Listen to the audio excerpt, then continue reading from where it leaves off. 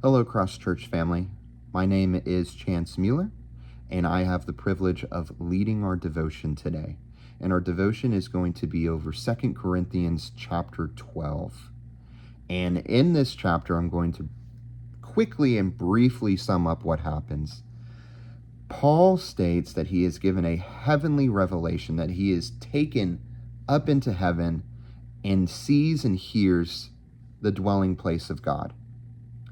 And after this heavenly experience, something interesting happens.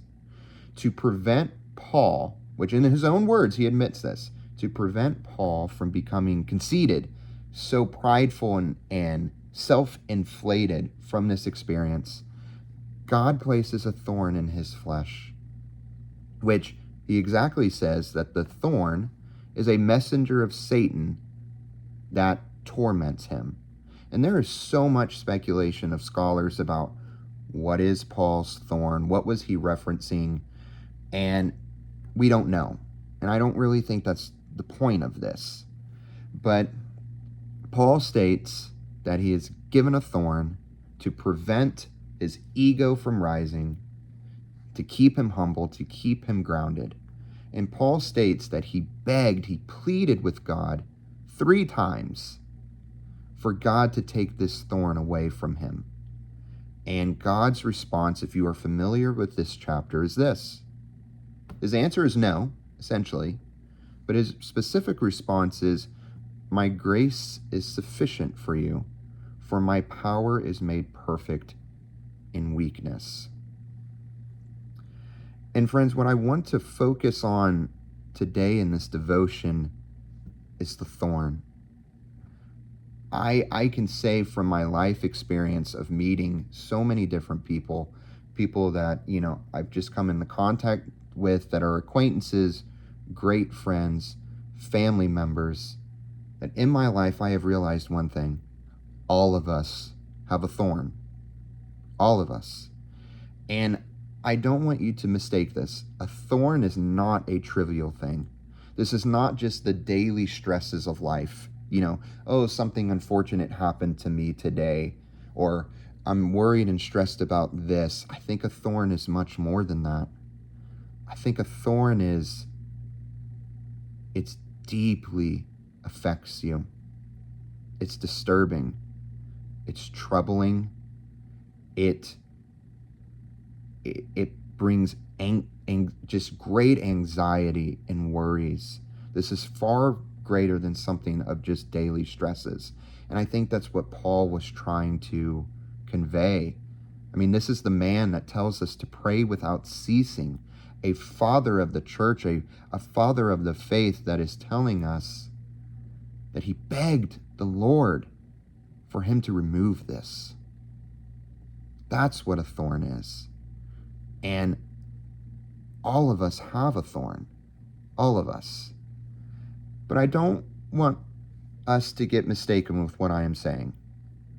I am not saying that every thorn that everyone has is placed by God. Some are, surely. But I think thorns can also be self-inflicted. And I'll touch on that in a little bit. So we're finally at the point of this devotion.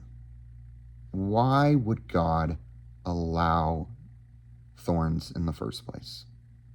Why would God allow or even place thorns in our life? For Paul, it seemed to almost be a balancing act of the Lord is saying, I gave you this heavenly revelation.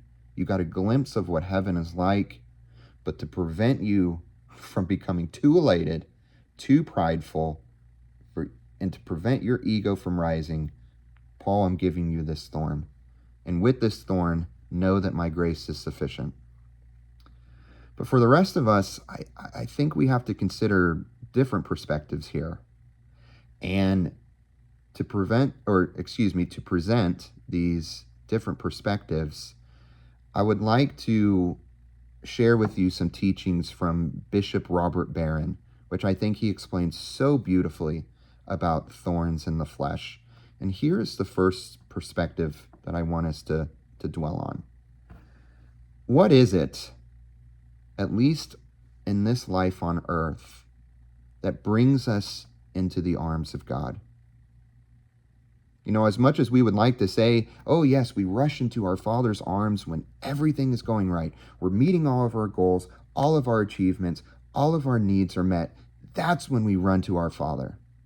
I would love for us to admit that, but I don't think that's the truth. Sometimes, maybe.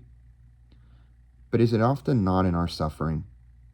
Is it often not in our shortcomings, our worries, our pain, our anxiety, what just disturbs us either physically, mentally, spiritually? That list can go on. Is it not that suffering that we fall and weep into our Father's arms, our shortcomings? Isn't that what brings us rushing back to Him? And with that said, what causes reliance upon God? Not just a, oh Lord, I need you for this, but then I'm going to go off and live my life in this area, but a complete reliance on Him in everything. Is it not the humility that is birthed from this type of thorn, from this type of suffering, that leads us to a life of reliance upon Him? Maybe. Maybe. Now, this is easy to say. All of us have a thorn. All of us know what this feels like. And I can express in my own life, my thorn is self-inflicted. Although it came on young in my life, it is still a self-inflicted thorn. But I can say, after realizing what that thorn is, by the grace of God, that my relationship with Him, my prayer life with Him, my reliance upon Him right now would not be what it is without that thorn. Was it easy? No. Were there times that I was in tears weeping about my thorn? Yes. Are there times I still do it? Yes. Is it easy right now? No. No, it's not. But if I can be humble enough and slow down and think about, what did that thorn teach me? And what is it currently teaching me? Although it still brings some suffering, although it still brings some pain, was it necessary? Perhaps. Perhaps. And this is perspective 2, and this is rather I don't know if I quite have the correct answer for this question, but I'm going to present it to you anyways for you to dwell on. Is it possible in this life to fully grasp, to fully understand the grace of God, His love for us, His mercy, His forgiveness, to be transformed by that grace, and to build a reliance on Him? Is any of that possible without a thorn, without some sort of suffering? And in that suffering, do we also get to better understand the suffering that our own Savior went through? And would that any of that be possible without it? Without a thorn, without suffering? I don't know.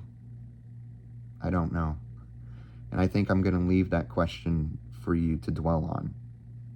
So, even in our begging and pleading like Paul, Lord, remove this thorn from me, remove it from my life, I can't handle it, God's answer might often be no. Could be yes. I think I've seen some people in life that, yeah, God has removed a thorn. But then I know others that no, He hasn't.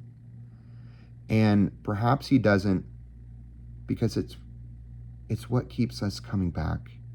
It's what keeps us rushing into His arms, and it's what matures us in our faith and our reliance on Him.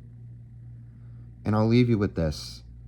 If God's grace was sufficient for Paul, a father of the church, a father of the faith, if His grace was sufficient for Paul, His grace is sufficient enough for you and I. I love you, Cross Church family.